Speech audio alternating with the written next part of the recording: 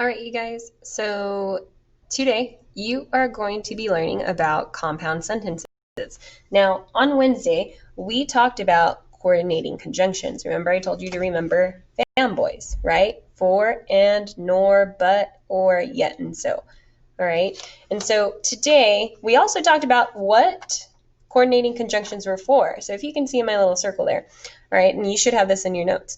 A coordinating conjunction is a word that is used to join or combine two simple sentences. Okay, so today we're going to talk about what we call those types of sentences when we use a conjunction to combine two sentences together. All right, so let's go through our PowerPoint here. I am also going to turn to a clean page because we are going to be taking some notes. So you should have your journal with you. If you don't have it out, please pause the video and grab it. All right, but we are going to be taking some notes here. Okay, so let's do this first. All right, so we will be talking about compound sentences. Okay, compound sentences. All right, so a compound sentence must have three important things. All right, in order for it to be correct, a compound sentence must, right? This is a must, guys. Must have these three things. Must have these three things. 1, a conjunction. Right? A conjunction. Right? So here, this is our fanboys. It needs to have one of those fanboys. Okay? 2, it needs to have two simple sentences. 2 simple sentences. And then the third thing, a comma. All right, a comma. And in the PowerPoint that we go over today, we're going to practice and we're going to see where does that comma go and how do all three of these things work together to make a compound sentence. Okay, so for now, this is what we have for our notes. That doesn't mean close it. Just keep it right here. My journal is going to stay right here. And as we go through the PowerPoint, I will let you know if there is something I want you to write down because you'll see me writing it down. Okay, all right, so let's see here. What are subjects and predicates? Okay, we talked about that. Remember that subjects are the who or the what part of our sentence. Okay, that's the part of the sentence that tells us who we are talking about. All right, the predicate is the verb. Remember I told you that a predicate is the fancy word or the fancy name for a verb, the verb part of a sentence. So to make a simple sentence, you must have a subject and a predicate. That is a simple sentence. Okay, so we're doing a bit of a review first.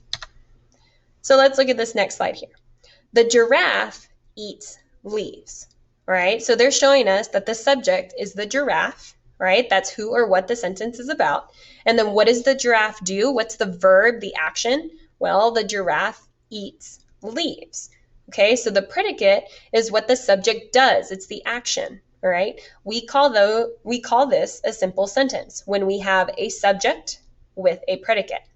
Okay, so let's continue. Now, we talked about conjunctions. Okay, we talked about them on Wednesday. We wrote down our notes. So let's review here. What are conjunctions?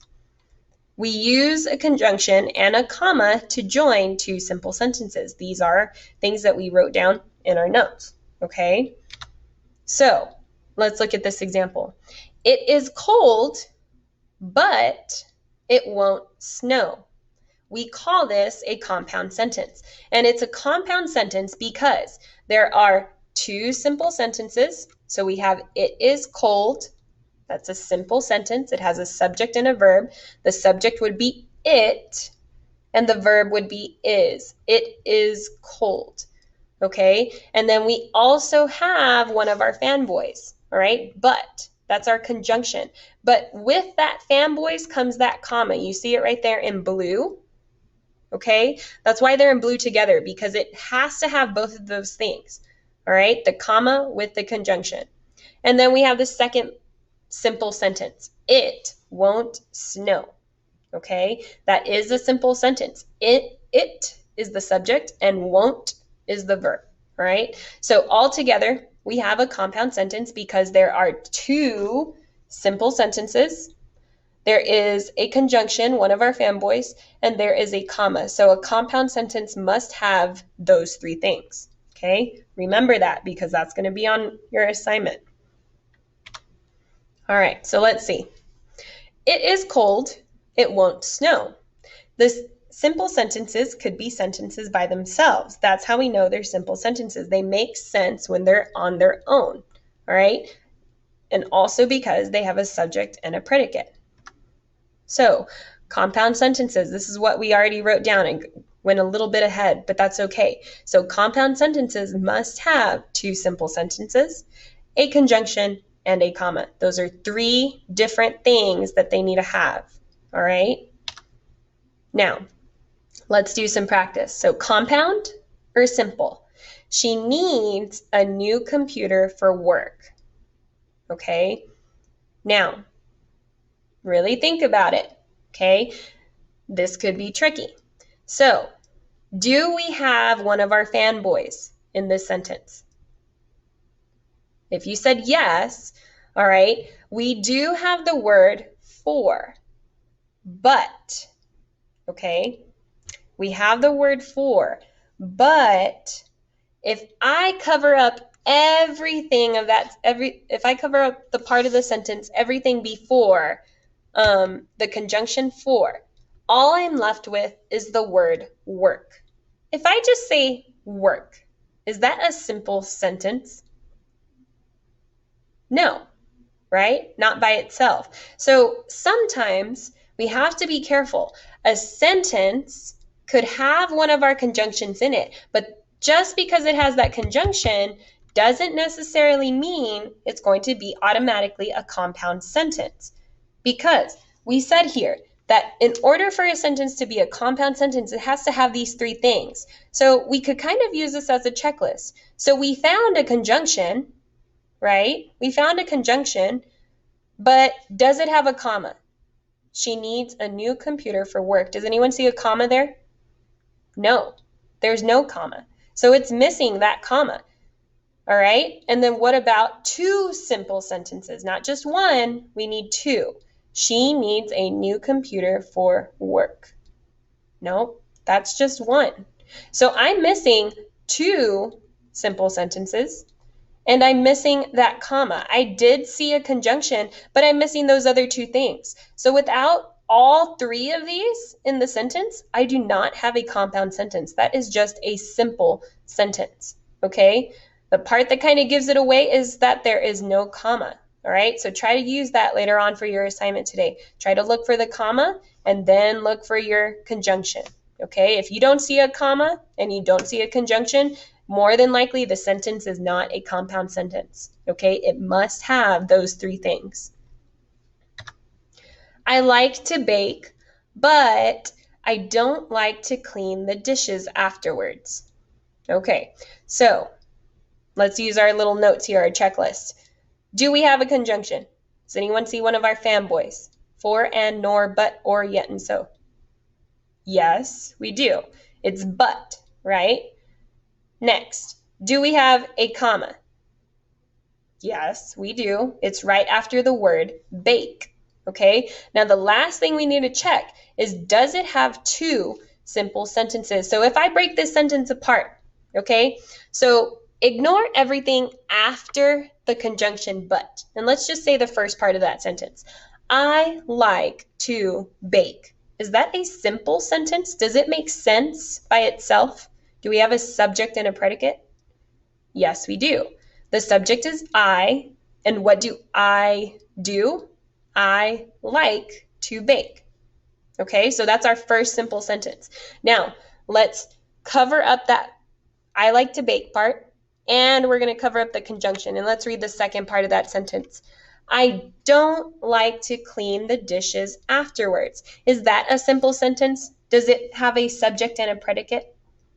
Yes, yes, it does.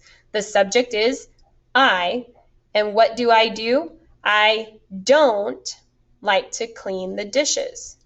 Okay, so this sentence is a compound sentence, all right? I have all these three things. I have a comma, I have a conjunction, and I have two simple sentences, okay? What about this one? We need to make these two simple sentences a compound sentence, all right? So, I like to rollerblade. I fall a lot. This one's tricky. So we need to use one of our conjunctions. So I'm going to use my journal here to put these two sentences together. So I like to rollerblade. I fall a lot. What conjunction do you think we could use there to combine those two sentences? If you need to turn back to your notes, like I'm doing right now, feel free to go ahead and do that. So we have for, right? For is a fancy word for because. Why don't we try for and see if that makes sense? I like to rollerblade. For I fall a lot. Or I could say I like to rollerblade because I fall a lot.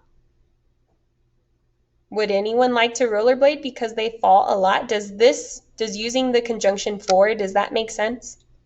No, it doesn't. Most of the time, people tend to not like something if they fall a lot. Okay, so we don't want to use for. What about and? Okay, remember and is for adding information. I like to rollerblade and I fall a lot. Okay, it's not bad. I could go back to this one. Let's check if there might be a better option. Okay, nor. I like to rollerblade, nor I fall a lot. Remember, nor is neither or not. So I like to rollerblade, neither I fall a lot, or not I fall a lot. Does that make sense? No, it doesn't. So we're not going to use nor. What about but? I like to rollerblade, but I fall a lot. Remember, we said but kind of argues, it disagrees, or it can say however. So I like to rollerblade, however, I fall a lot. Okay? Yeah, I think that one could be a good one too. Let's check the other ones and see. What about or, giving choices? I like to rollerblade or I fall a lot. Do we want a choice of that? No, definitely not. What about yet? Yet is a fancy word for but. I like to rollerblade, yet I fall a lot. Okay, so it's kind of tricky when to choose between but or yet, all right? I would accept either or, but I think it tends to go with but. If you see these in the passages or in assignments, they tend to use but more often than yet. But when we want to be fancy, we use yet. Okay? So, I like to rollerblade, so I fall a lot. That one doesn't really work. Okay? So, for those two sentences, how we want to combine them. We want to say, I like to rollerblade, but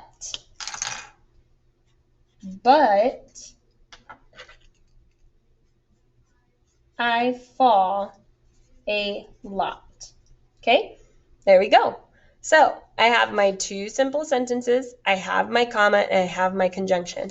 Okay, I know that's a little small. Maybe I'll make my screen here a bit bigger. Okay, good. It'll take a bit to load. It should show up here in a bit. All right, so let's try another one.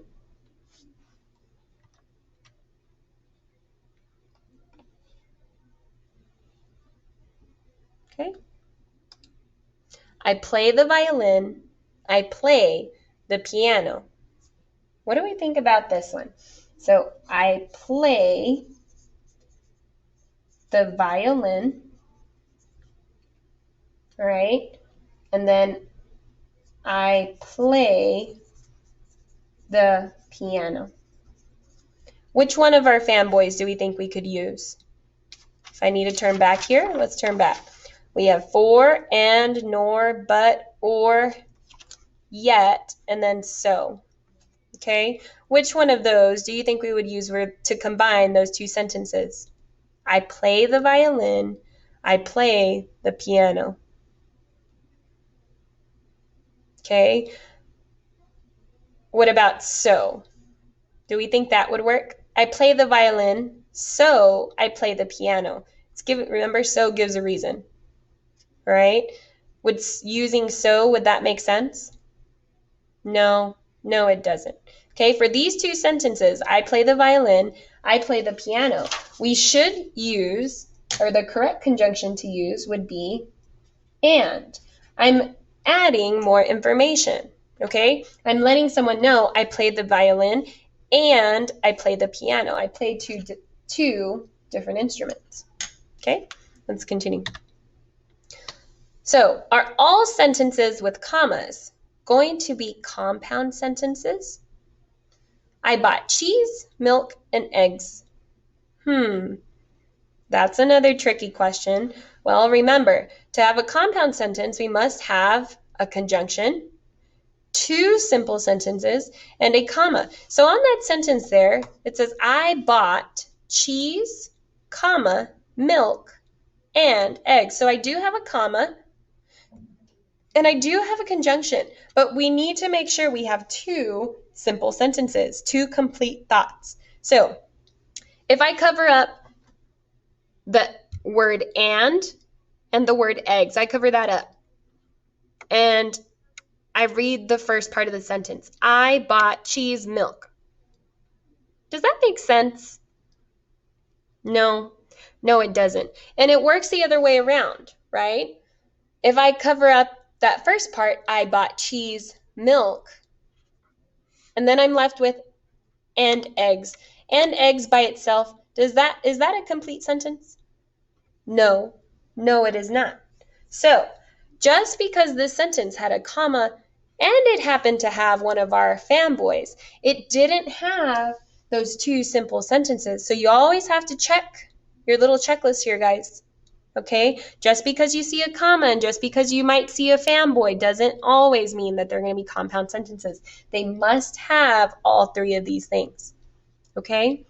All right. So that's the end of this PowerPoint of our lesson over compound sentences. Please use this PowerPoint, the notes that I put in Schoology, to help you complete the assignment. There is an assignment in Schoology. It's a simple and compound sentences